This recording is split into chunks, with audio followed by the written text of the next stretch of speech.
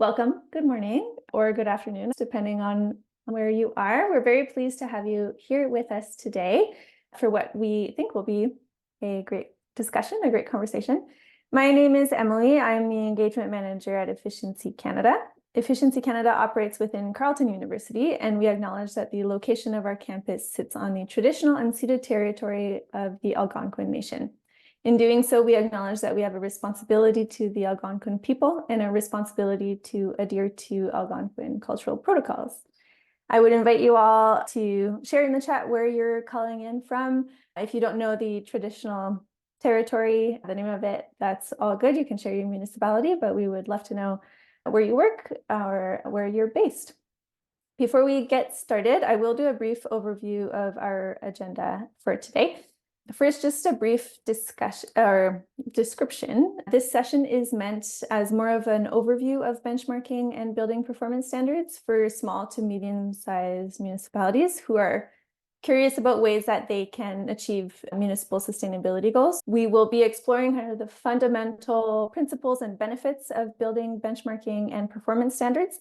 So if you're someone who digs in deep and is already quite knowledgeable on the topic, this might not be the perfect session for you, but we do have a ton of resources that we'll be sharing with all of you towards the end of the session and as follow-up resources afterwards. So you'll be able to dig in deeper if you already have kind of a ton of knowledge on this topic. So as for our agenda, we're going to keep the webinar to 1 hour tops. We have a hard stop in a little less than an hour now. So Kevin Lockhart, who's here on the screen, Director of Buildings Policy at Efficiency Canada, will be presenting on the why of benchmarking and BPS, Building Performance Standards, apologies. And then we have Janice Ashworth, Section Manager at City of Ottawa Climate Change Unit, who will be coming to share a bit on Ottawa's progress on the road to benchmarking and building performance standards. And then Alex Lidstone, Executive Director at Climate Caucus, will be presenting on current authority across the country and the ways of leading advocacy to the provinces. And then we have a ton of time, about 25 minutes, to ask some questions to our panelists and get some answers. You can use the chat function if you'd like to share some ideas, some links, or some questions. There is also the Q&A box, so you can use that too. But do remember that we'll be answering those questions live, so you can keep them for then as well. Yeah, so that's my intro. So I'm pleased to welcome our first guest today, Kevin. Thank you for being here, and over to you. So thank you for joining us today and providing the opportunity to speak on navigating the path to sustainable communities. So we'll take a look at today from benchmarking to building performance standards. Just a quick word on Efficiency Canada for those who might know us. We're the national voice for energy efficiency. And our work is built around sound research and policy analysis, which we then use to communicate the benefits of energy efficiency alongside carbon reduction policies. And we do so through building codes and standards, energy justice, clean heat, provincial policies, and of course the workforce. And of course you can visit our website and as well also sign up for our newsletter to remain up to date. So diving in a little bit, so since 2000, we've seen total emissions per unit of floor area decrease by about a quarter. This is the good news. However, as you can see from the slide, there's also been a slight uptick in the overall level of emissions since 2005. This is largely due to the annual increase in the number of buildings. So as we construct more buildings, we're adding to not just floor space, but also emissions. And we've added about a quarter of today's standing buildings over that time since 2005. So just a word on new construction, and this really speaks to the need for stringent standards on newly constructed buildings, and namely the net zero energy rating standard that's now baked into the 2020 model codes. Top tier with 2020 model codes are now relatively adopted across each province. So as far as new buildings go, we can follow the old adage that when you're in a hole, the first thing you need to do is stop digging. This makes a fairly simple path for new buildings, one that we need to continue on. But then what about existing buildings? So to meet our 2030 and 2050 goals, the blue boxes on the lower part of the slide, we need to ensure every building standing in 2050, many of which are already built today, are low energy and emissions. And that means we need to find ways to identify different segments of existing buildings, learn more about how they perform, and then provide the policies and programs to ensure that they're on a path to net zero. And in terms of getting to net zero, it requires a different approach for both residential or commercial buildings. Each have unique challenges. Today, we'll concentrate just on the commercial sector.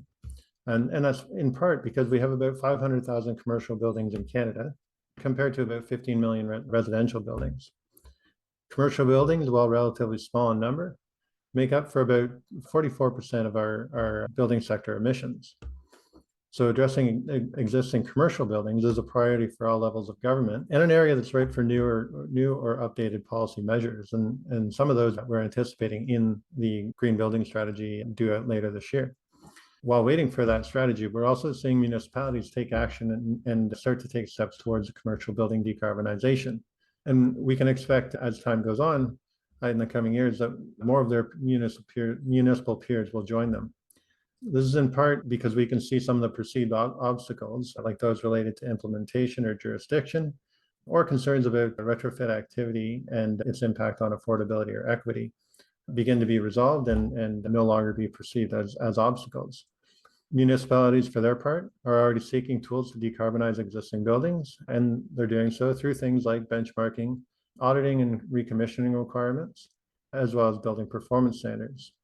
Each of these are a stepping stone and climb up a ladder of intervention and really help the market transform to a point where we have programs and policies in a framework and system that help set each existing building on a path to low energy and low emissions. Starting off with benchmarking. So benchmarking programs essentially encourage or require building owners to track and report their energy emissions, as well as their water usage over time. In Canada, there's a number of jurisdictions that are already adopting mandatory or voluntary benchmarking programs. And these include Ontario's Provincial Energy and Water Reporting Benchmarking Program, Toronto's mandatory program, which builds on the EWRB, as well as Montreal. In terms of voluntary programs, we've seen initiatives in Edmonton, Winnipeg, and Ottawa, and notably Durham Region, which is the first regional benchmarking program, which builds out with a number of different municipalities. In terms of benefits of benchmarking, there are many, but three really stand out. The first is the insight benchmarking provides into how the building stock is currently performing. Through the benchmarking program, policymakers and decision makers can help identify areas or segments of the market most in need of intervention. And the data collection and gathering can help inform other policy areas such as building codes, building performance standards, or supportive programs or incentive programs. Next up, in terms of benefits to benchmarking, is the collaborative process that those programs are developed through. They're developed in concert with building owners and industry groups. And through the development of the program, the effect is the municipality can help build trust amongst different building owners, as well as support compliance preactively. So making the requirements clear and working on them with industry, with building owners, and helping to reduce some of the friction around compliance. The next and final benefit to benchmarking is that it helps prepare stakeholders for upcoming regulations. These regulations are often more rigorous than existing standards, and so anyone constructing a new building and looking at requirements 10 years out can really look at how their building might meet those requirements in 10 years. Moving beyond benchmarking, we're also seeing some jurisdictions not only require building owners to report their data, but also to adopt simple and cost-effective energy efficiency measures. And these are typically at set intervals of, say, 5 or 10 years. These policies include activities like audits, but also tune-ups and recommissioning. The idea is to assess how the buildings are currently using energy and encourage owners and operators to make reasonable upgrades where feasible. Beyond benchmarking, policies also offer local governments a valuable opportunity, again, to gather building data at a granular level, and also help identify where the worst performing buildings are in the municipality. It's often a fewer number of buildings that are generating the most emissions. And so by identifying those buildings, we can help set up for future building performance standard programs. Auditing and recommissioning programs can also be offered in support, and really we can leverage the work of auditors or tune-up specialists to help build profiles on the building as well as the equipment installed. And so the equipment type, the fuel source, the efficiency, age, and condition, all of which are important factors in developing further retrofit programs. Similarly to benchmarking, they help local governments craft more effective policies and ensure that those policies and programs are tailored to the specific needs of their municipality and the building owners within that. Auditing and recommissioning programs are also often easier to manage administratively and maybe more accepted across all stakeholders than a building performance standard program would be. And this brings us to building performance standards, or mandatory building performance standards, also known as MBPS or BPS. And really, MBPS is a regulatory framework designed to enhance energy efficiency and reduce emissions. And they do so by establishing future limits or thresholds for minimum energy and emissions performance. They do so well in advance of when building owners are required to meet those BPS standards. And this allows building owners the flexibility to do their retrofit activities, their interventions all at once or over time. Also to do it at a building level or even a portfolio level. The idea is to make the requirements and timelines clear well in advance, and that allows owners to put in place a comprehensive retrofit plan and allows them a lot of flexibility to begin taking steps to comply with those requirements. MBPS policies use a combination of carrots and sticks, the carrots being the important part. Building owners are offered various technical and financial supports to meet the targets. And it doesn't necessarily apply to all buildings. There are buildings that can apply for special accommodations or exemptions. Good examples of this would include places of worship or heritage buildings. Each might have more difficulty meeting stringent requirements. There's also fines that discourage non-compliance. And so the idea with fines in a BPS program is to set them near or below what the required intervention would for the owner would cost. This encourages compliance with the BPS and reduces the putative role of fines. In closing, BPS play an important role, mostly in signaling to the community that retrofits are a municipal property and that their retrofit activity to meet those requirements will be supported. It offers building owners a clear path that helps them allocate capital in an efficient way that really ensures optimal building operations. And so looking at capital asset renewal programs or renewal activities, so replacing boilers and ensuring that they fall within line with the expectations of the BPS program. This helps building owners avoid future costs, but also regulatory penalties. And it's important to note the building performance standards, although we're talking about commercial buildings, one of the important aspects of a BPS is that no one's left behind. So through a well-designed BPS policy, we can ensure that everyone benefits, not just from better performing buildings, but also better conditions in the places that they live, work, and play. Just as a final note, before I pass it over to Janice, we have a number of different resources and we'll be able to share them in the chat. And I encourage anyone who wants to dive deeper into BPS to take a look at those resources, and feel free to follow up with any questions today or afterwards. Thank you. Thanks, Kevin. Amazing. I will be sharing all those resources into the chat. It'll take me a little bit because there's so many of them, but you will also be receiving them via email after the session. But for now, we'll pass it to Janice. Janice, thank you for being here. We're excited to hear about your experiences with benchmarking and BPS at the City of Ottawa. Yeah, so thanks, Emily, for organizing this, and for Kevin for your introductory remarks. I'll share with you what I can here, but I don't have, City of Ottawa is not that far along on the BPS journey. So I'll share with you our experiences to date, but I think it'll be very interesting to get into a discussion with others and maybe try to brainstorm collectively how we can move BPS as across the province perhaps, or across municipalities. So as Kevin has mentioned, BPS is typically preempted by benchmarking. So the City of Ottawa started with going back to the beginning of our story here, we started with a Better Buildings strategy, which is our Better Buildings Ottawa strategy. It focuses on how are we going to get all of our private buildings, especially those focusing on those in the Part 3 sector, so large buildings. How are we going to move those towards the decarbonization pathway that we've got in line with our climate targets and our overarching climate mitigation strategy, which is our energy evolution strategy, which sort of sets a carbon budget for each segment of the emissions, including the community emissions or private sector emissions. So with that, the strategy broke down our steps into step number 1, benchmarking, as Kevin mentioned. Step number 2 is education capacity building, helping the industry understand what it's going to take to get there and building the labor force to enable that. Step number 3 is financial supports and tools. These can come from the municipality, but also from utilities or other government programs, or the private sector can also help with some of those financial tools. CIB, for example, is playing a role. Step number 3 is regulation, or sorry, step number 4 in that strategy is regulations. And that's where we see mandatory benchmarking coming in, and then mandatory BPS. And there was at some point, City of Toronto was exploring mandatory recommissioning or auditing as a step. Kevin mentioned tune-ups. That's another option that we've seen. But anyways, there's a regulatory component there.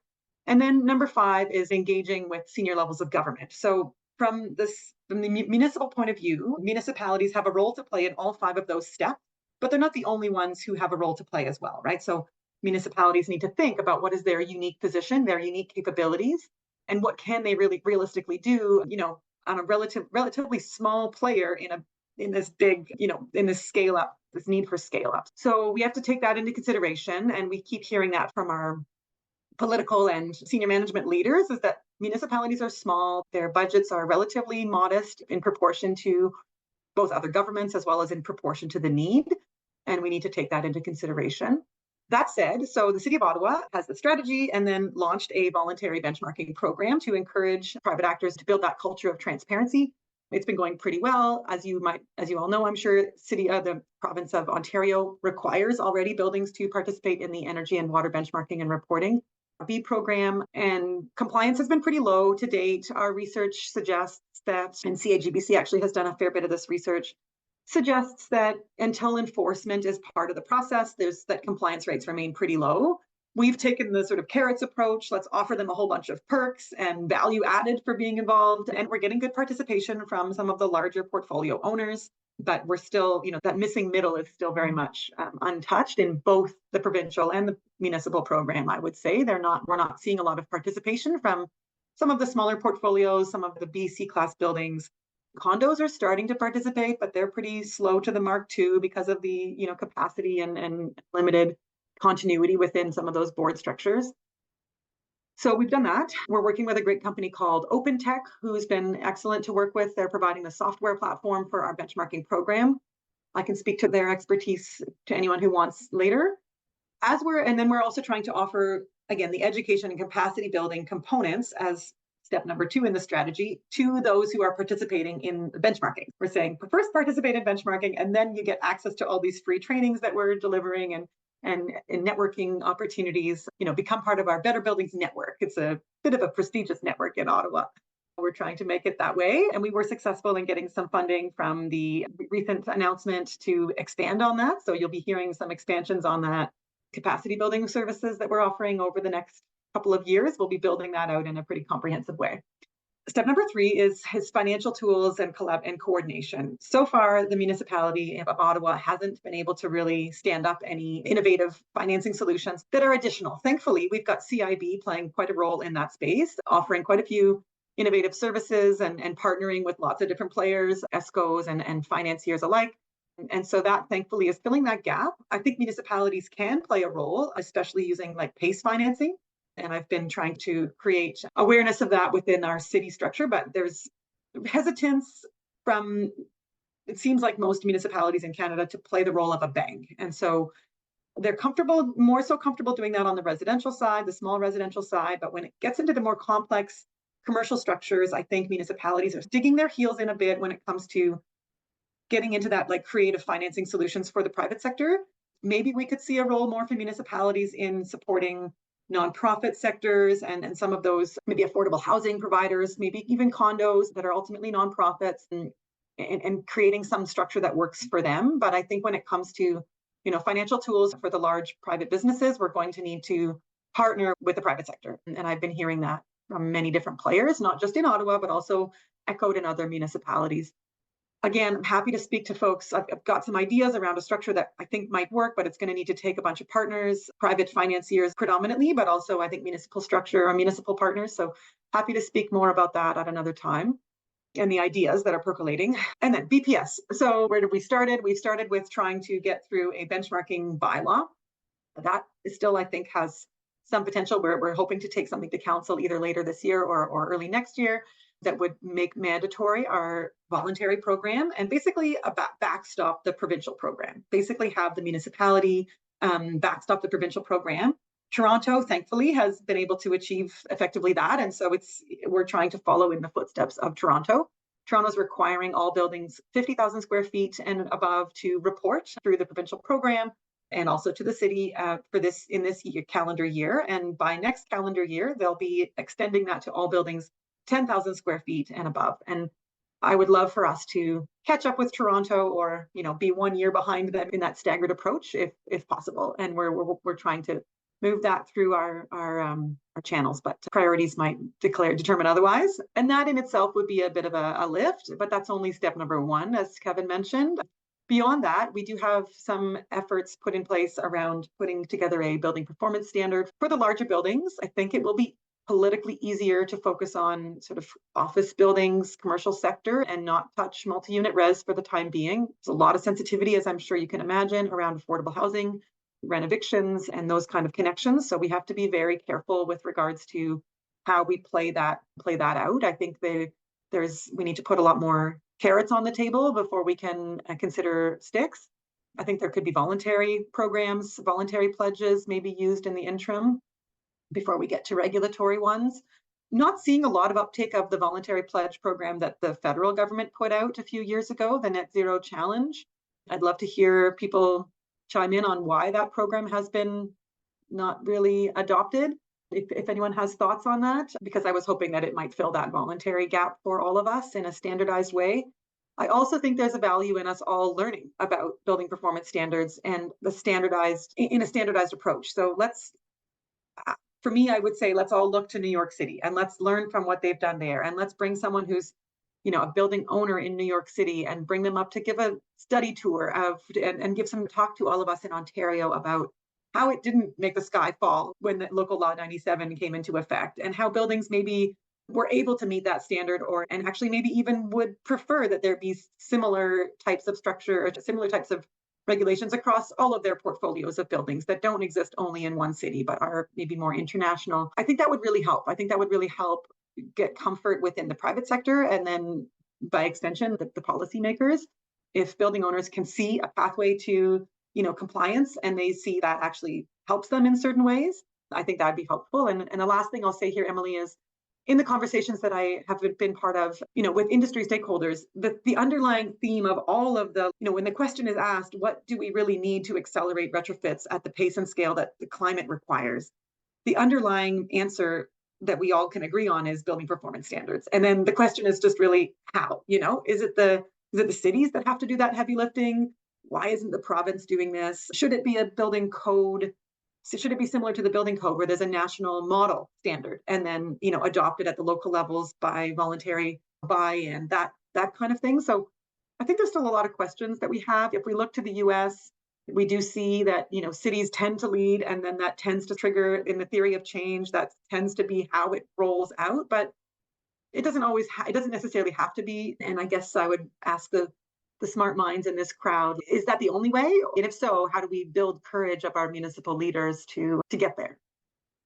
Thank you, Janice. I agree with all of your points, but on the last point, this is a great segue to Alex. There's so many questions about this topic, and one of the main ones that I've heard is, I'm not sure our municipality has authority to move this forward. So Alex is here to quickly chat about authority across the country, and then what municipalities can do to advocate to move this forward. Alex, over to you. Awesome. So thank you so much. That was actually great. Thank you to both of you, because I feel like I was very well set up for this portion of the presentation.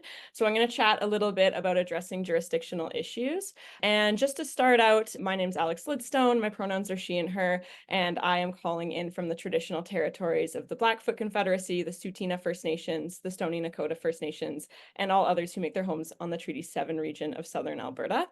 So I'm going to chat a little bit about current jurisdiction. I'm going to talk about some of the on-ramps to building performance, which Kevin outlined really clearly already. And then I'm going to chat about some additional issues to consider when you're deciding where you want to jump on to your building performance highway, so to speak. And finally, I'm going to chat a little bit about provincial advocacy. So for those of you who don't know, I'm the executive director at Climate Caucus, and we're a nonpartisan network of over 650 current and former locally elected leaders and over 1,000 allies leading the transformation needed for communities to thrive within planetary boundaries. All right, here is a little bit of a jurisdictional scan. I'm going to preface this by saying I'm not a lawyer and this is not legal advice. As you can see, the list is pretty short. I think Quebec has a little bit of jurisdiction as well, potentially, but I'm not super clear on what exactly is available there. But ultimately, what I'm going to say is that if you're unsure if your local government has the jurisdiction, you should begin by checking with your city staff and see if they know. And if they don't know, then I highly suggest getting a legal opinion before doing anything else. It seems like BC has authority to do mandatory benchmarking, but it seems like the municipalities in BC do not have authority to do mandatory building performance standards. In Ontario, it seems a little unclear with me about mandatory benchmarking, and it seems like they probably have authority to do mandatory building performance standards, but everything I have read has said begin with a legal opinion. So before you get too far down the road, that's what you should start out with. So this is a high level of some of the different potential on-ramps to building performance. I think Kevin and Janice both did a really great job of outlining some more detailed steps of this, but I'm going to go through each of them a little bit with a jurisdictional frame. If you don't have authority for mandatory benchmarking, voluntary programs are a really great option to start out with.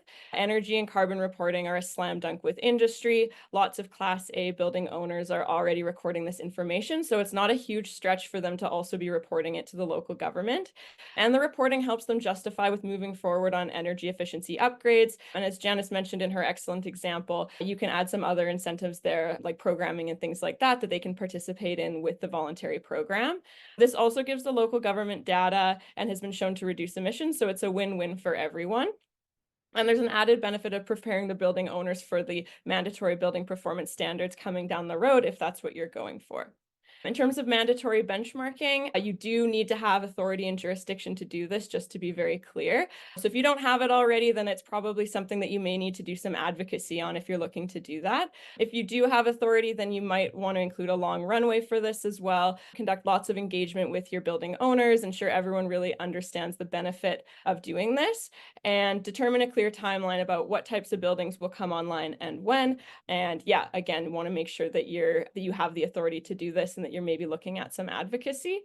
And the last one I'll chat about is mandatory building performance standards, which you definitely also need authority to do, and an approach of advocacy that includes the mandatory benchmarking and MBPS together is probably a good approach.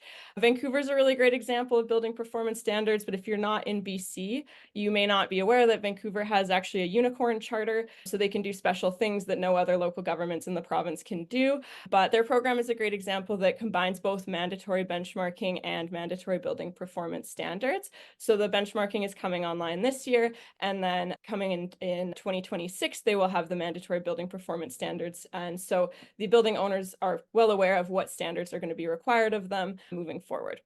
A few additional considerations that I did want to touch on while I was chatting with some local governments about this. And so these are things that you may want to factor in, and some of them may be more or less relevant depending on your jurisdiction, but they are things that you may want to consider and where you want to jump on to your sort of highway to building performance. So the first is climate targets and climate science. A lot of jurisdictions have targets for 2030, 2040, 2050, and benchmarking and MBPS together can get you there a lot quicker. So arguably, I would say that this factor lends itself to quicker uptake of benchmarking and mandatory building performance standards. But I do also want to chat about some political issues that may get in your way a little bit. So one, Janice already mentioned the affordability and housing issues. There are some concerns that mandatory building performance standards could lead to some costs being passed on to tenants or occupants. So you want to make sure that you're addressing that in a good way. There's concerns in different parts of the country about increase of electrification and whether the grids are prepared to handle that. Mandatory building performance standards may lead to more electrification in buildings. So that may be something that you also want to address or not address. And then the last thing is the carbon tax. I do want to highlight this because there's a lot of pushback on the carbon tax or carbon pricing happening across the country right now. And Kevin did a really good job of explaining how the fees work in mandatory building performance standards, but you may want to make sure that it's not coming across as a carbon tax or something like that. And in your jurisdiction, if there's like specific concern around there. And the last thing is regional governments. So if your municipality is in a place where there is a regional government, so in BC, that's a great example. Pretty much all of the municipalities are in regional districts. It may be a better approach for the regional government to actually take on the mandatory benchmarking or building performance standards. The reason for that is that building owners and building builders are likely to be working in multiple municipalities within the regional district. And so if they're dealing with the same requirements across the board, it could make it a lot easier and it could go over a lot quicker. So what's next? So once you've considered all of these factors, you can decide whether advocacy to your province for authority to do benchmarking or mandatory building performance standards is the approach that you would like to take.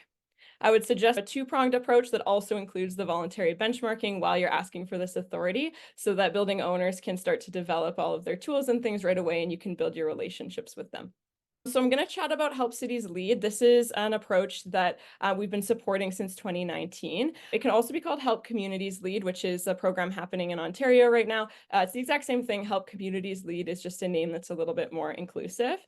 So this program began in 2019 in BC to address the challenge of limited jurisdiction and resources for BC's communities that are keen to slash climate pollution from their buildings.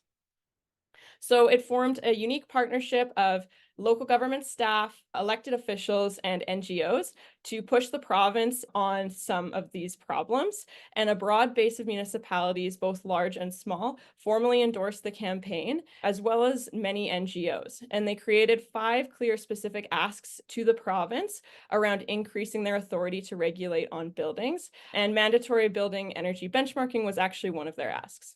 HCL received resolutions from 37 local governments across BC, as well as the Union of BC Municipalities. They got commitments from the province on 4 out of the 5 policy asks. The 5th one was on the mandatory benchmarking, and actually they just needed some clarification on whether local governments had the authority to do that already, and they did. So moving forward, so far the focus has really been on getting local governments authority or tools needed to do this work. And as they start to make progress on these things, it will probably shift its focus a little bit to supporting the implementation. How to replicate HCL in your province. This is something that's pretty easy to do. We've set up a little bit of a toolkit for everybody. So if you want to bring it to your province and use this as a methodology to advocate, we would highly suggest that, and we can definitely provide support. So there's 4 main steps. One is generate a campaign. So you can do that by creating a steering committee, identifying priority areas for action, gauging some interest among your network. And then from there, you can establish some asks. These are typically focused on an area where your provincial legislation is rubbing up against what local governments want to do, what they want to take on. And authority over benchmarking or mandatory building performance standards is a really great example of that. The second step is to find local government endorsements. You want formal endorsements from a wide variety of communities to build support.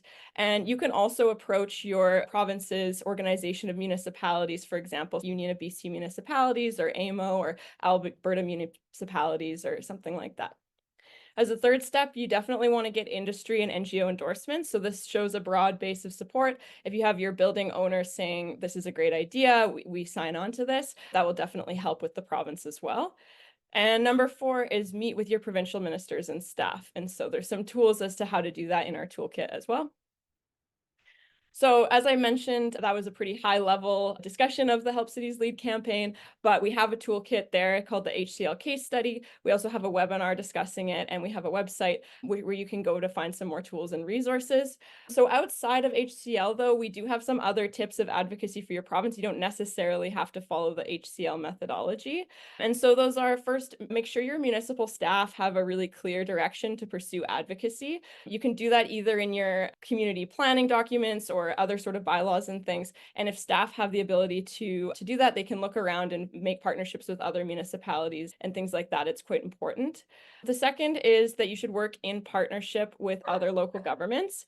So that's likely to make it a lot easier. And you can either do that through sorry, my dog is barking, through a structured campaign like HCL, or you could do something a little more casual, like a letter writing campaign or something like that.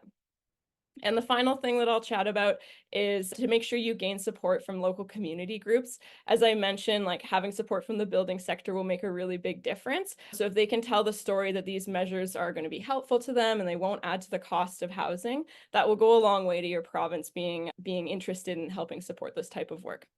So either way, I would definitely suggest you have a look at the tools and resources we have there. And if anyone has any questions or any issues, you can reach out to me. My email is just here on the slide. It's alex@climatecaucus.ca. And yeah, definitely happy to chat about it or provide any support. Thank you. Thanks, Alex. So I added the link to Help Cities Lead in the chat, as well as Alex's email, so you can reach out directly should you have any follow-up questions. So we have some time, 18 minutes, for some questions from all of you in this virtual room or from one panelist to the other. If you were hearing each other speak about your own topics and you have some follow-up questions, I know I have a few, so I can ask them. I don't see any questions in the Q&A box. So yeah, folks in the virtual room, if you'd like to pose any questions, you can also raise your hand, and I think I should be able to unmute you if you would like to ask them live. I can kick us off. Chime in on some of the authority components that Alex brought up for Ontario, at least. Again, like, it's never been tested, but municipalities in Ontario have pretty wide-ranging authorities for climate change, both mitigation and adaptation, and are allowed to create bylaws that relate to climate change in whatever way they would like. The first use of that particular section of the Municipal Act will be Toronto, using it to create the mandatory benchmarking requirement. The thought and what our legal counsel is advising is that if we can make the connection between mandatory benchmarking and climate change, which I think we can, even just through the emissions reductions that you typically see from a benchmarking requirement, not to mention it being step one towards a deeper building performance standard, or even just data collection to inform policy design, I think we can make those arguments. So that's the authority that we're planning on leveraging, or we're thinking to leverage for our mandatory benchmarking requirement. I believe Toronto's doing the same, and that would also be the same authority that would give us the ability to do a BPS. But again, it hasn't been tested in Ontario before, so there isn't really precedence. So it's not really that well understood as to whether or not it's, no one really knows how a court case might go down. Yeah, I can follow up on that as well. That's super helpful. Thanks, Janice. In BC, I think it's exactly the same. So there's not actually examples of, it hasn't gone down in a court case yet, essentially, but there are some legal opinions that have said that local governments are able to do the building benchmarking. So that's why the helpful approach is sometimes to just get the legal opinion on that. But if one local government has it, you could share it around with some others or something. That could be a way to reduce costs. So yeah. We do have a question from Kirk. What role could be or has been played by hydro utilities regarding supporting BPS, if any? I'll chime in on that. I just had a call with Toronto Hydro yesterday about this exact thing. Toronto Hydro is in an interesting position because they've been directed by the city to help support their Transform TO targets, and in a negotiation back and forth, the city agreed to directing some of the dividend that the city would otherwise have received as the sole shareholder of Toronto Hydro back to the utility in order for them to play a role in climate change mitigation and adaptation. And one of the pieces that they're doing, they've divided that work up into, they've created a new team and divided the work up into kind of commercial and residential programming, focusing on electrification, as that's their main shtick, EV charging and heat pumps and so on. But when it comes to benchmarking, they are leading in enabling better access to data, right? Right now, the Energy Star Portfolio Manager is the typical sort of software tool that's used across North America for these kinds of benchmarking requirements. And it, unfortunately, is not green button compliant. It's a bit of an oversight or a misstep there that NRCan missed. And some smart folks at Toronto Hydro have figured out how to bridge that gap. And I would hope that through their leadership, others could follow suit and make that a much easier process for buildings that are trying to be compliant to just, click a box and enable that data to be shared. In the meantime, while they're still working on that sort of software linkage tool, they're also doing a fair bit of hand-holding and having someone as a hotline to help with that data, uploading process that's currently a bit more manual than it needs to be. And so they're supporting in that way. They're also, I think, paying for, so I mentioned Open Tech as the company we're working with for our voluntary platform. the first level of investment with OpenTech it includes energy insights reports as a result of the monthly data that's shared through the OpenTech platform, or through the OpenTech platform, which ultimately is using ESPM.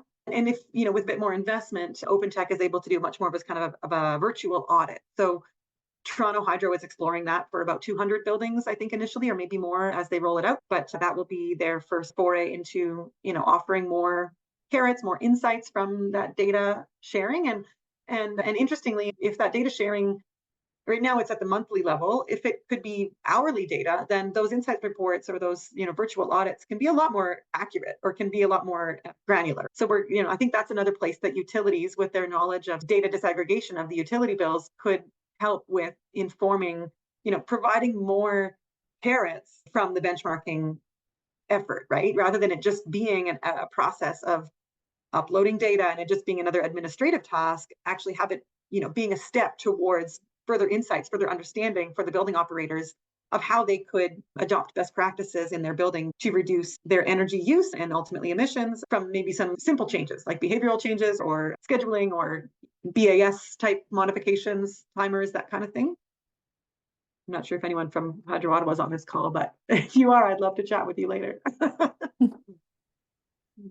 Kevin, Alex, any follow-ups to that?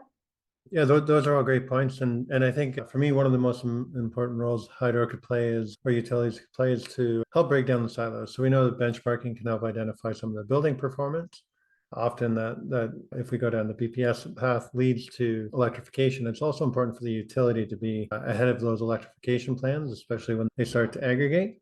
And so being an important contributor to the development of either benchmarking or BPS programs, I think, is an important role for utilities.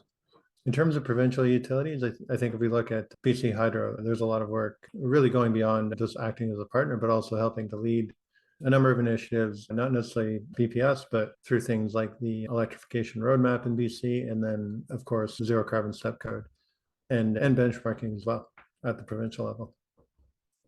Thank you. So this is one of my own questions for everyone, but Janice, you mentioned that you offered a lot of carrots for compliance. I'm wondering, have you tried any sticks in Ottawa? And then for Alex and Kevin, any examples of sticks that have been used?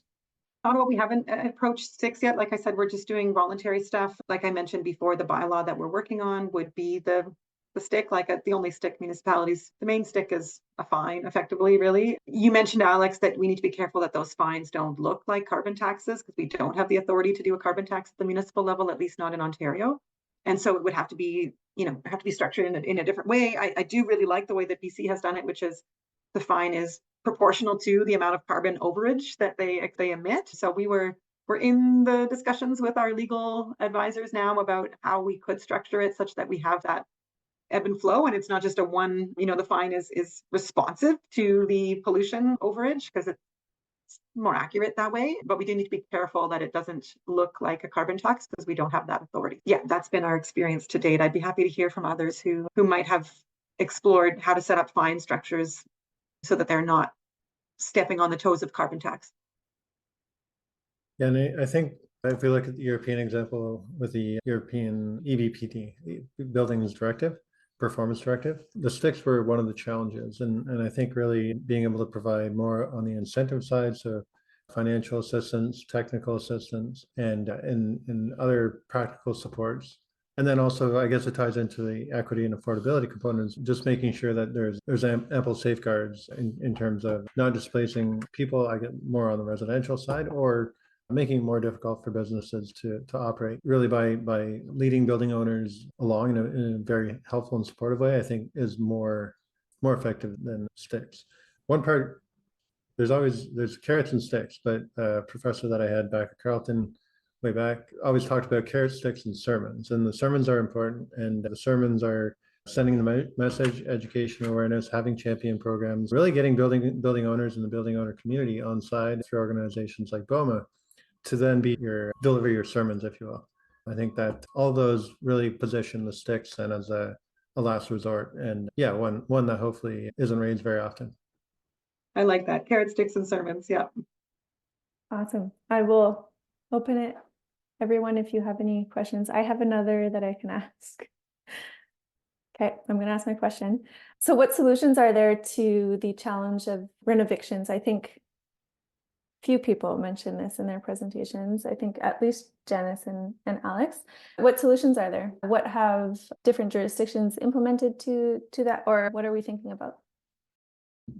I think that, Abby at Efficiency Canada is doing great work about how to prevent renovictions and build that into any sort of contractual arrangements. If there's going to be a financing program that goes alongside, it needs to, there could be a requirement that can't lead to people being, to above guideline rent increases. I guess I should clarify, renovictions is a term that are actually illegal, right? And is not a very clear term, but above guideline rent increases there's more of a definition and a process for that. I think what we're seeing some discussions already around some of the work that CIB is doing and or financing, and some backlash from some tenant groups out of perception, not necessarily even out of accurate connecting of the dots. But so CIB is taking that approach of building in a requirement that above guideline rent increases are not permitted for programs or renovations that retrofits that they are part of financing.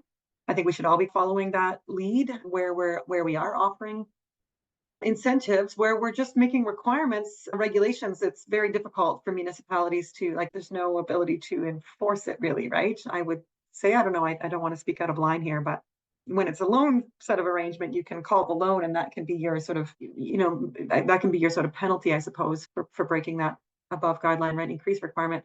But where there is no loan, it's, I guess you just increase the fine. I'm struggling with how we would actually enforce that, Yeah. I think to help avoid those renovictions, there's two parts. And looking at BPS, one in design, ensuring there's flexibility, and so different types of buildings, different timelines, asset renewal. So you're looking at, say, your heating equipment, relatively new, or at least through not near the end of its life. There has to be flexibility to keep some of that equipment in place until time of replacement, but ensure that there's a path, ensure that the building owner is the requirement still stands to replace that with lower emissions equipment. And then providing alternate pathways for compliance. And so again, that could be different timelines for equipment, or different interventions, or demonstrating a path to 2050. And then in terms of operation, really for me, it comes down to resources. And so making sure that buildings that are in that position have ample resources provided to them, again, so it's more collaborative. So making sure that there's staffing, technical assistance on hand, acknowledging that also is a cost to the program and to the municipality. And I think going back to design, we have to figure out ways to have that be self-sustaining if possible. Great. There's also some comments in the chat, I think from Allison from our team, that Acorn is doing some great work on this topic. And there's a link there for those that want to hear more or learn more. Question, maybe if I can, for Alex. Alex, I'm curious, in your flow chart or your process there, you said start a campaign, get municipal governments to endorse, and then go to the private sector or get, public support. And I'm wondering if it wouldn't, for me, I would suggest maybe, or I would think that the other direction would be better, like get the private sector, like ENGO support first, and then maybe that helps get the local governments to endorse. But I guess it depends what the ask is. I'm wondering if you could explain that a little bit more. Like, I think right now we're seeing local governments are hesitant to do this because it's very politically challenging. So how do we build confidence or courage for them before we ask them to sign on to a campaign like this? Yeah, it's a good question. So thank you. And maybe that's because I either went over it too quickly or didn't speak clearly enough when I was going through the whole campaign. So the unique thing about the Help Cities Lead model is that your sort of steering committee is actually a combination of sort of three groups of people. So one is locally elected officials, one is your sort of NGOs and your like civil service sector, including your, your utility potentially, if you have someone representing that. In the BC version, we had someone from BC Hydro, we had someone from Pembina Institute. We had some support from Efficiency Canada as well. And so we reached into that sector. And then the third sort of pillar is, so the whole thing actually started because a city staffer came up with the idea, and it was something that she really needed in order to move forward on meeting her buildings targets in the local government she was working in. And then we partnered with some of these sort of civil society groups and things who actually were the ones that wrote the briefing notes. And so they then came along to help us approach the local governments and things like that. And they provided a lot of the science and the background and everything that was required for making the asks and developing the policy. And then it was the elected officials who then either brought it to their councils and said, and had a champion at the council that would ask the rest of the council to endorse it. And then the elected officials went to the province. And so it was an elected to elected conversation happening, asking about the authority. And so we found that worked really well. And so the sort of third step of more sort of civil society NGO support is a little bit more of a broad-based thing, some like additional supports and things like that, other than the core team that have already signed on. So does that help a little bit with the clarity? Yeah, that does help. Thank you. Like initially it's elected officials as individuals that are involved in this caucus and involved in this sort of learning process, and then taking it to, through to their sort of council partnerships or partners. Yeah, and so you really want to Yeah, that start makes sense. with the steering committee who can develop that has that sort of those three groups of people that can help develop all of the materials and develop the asks and the policies and things. And then from there, you can take the next steps. It is a bit of a complicated process, but the webinar recording on there may help a little bit because it really does explain the whole thing from start to finish. Yeah, but you can email me if you have any questions. Yeah, I guess my question would be like, how do we adopt that and replicate it? What's the budget need? What's who are the partners we need locally? Like, how can we learn and repeat been done successfully? Awesome. I see we're 1 minute over time, so I'll cut us off here, unfortunately. The last thing I will pitch to those in the room is our knowledge network at Efficiency Canada. So it's a group of folks that are interested in learning more about BPS and digging in more deeply. So if you would like to join, there's some information on this web page. You can reach out to us and we'll loop you into the future conversations. So thank you, Kevin and Janice. And I think Alex already dropped off for her next meeting. But thank you for being here. Thank you for the great conversation. And to the folks listening in, the recording and all the resources will be shared shortly. Thanks again and have a great day, everyone. Thank you, everyone. Thanks, everyone. Thanks for organizing.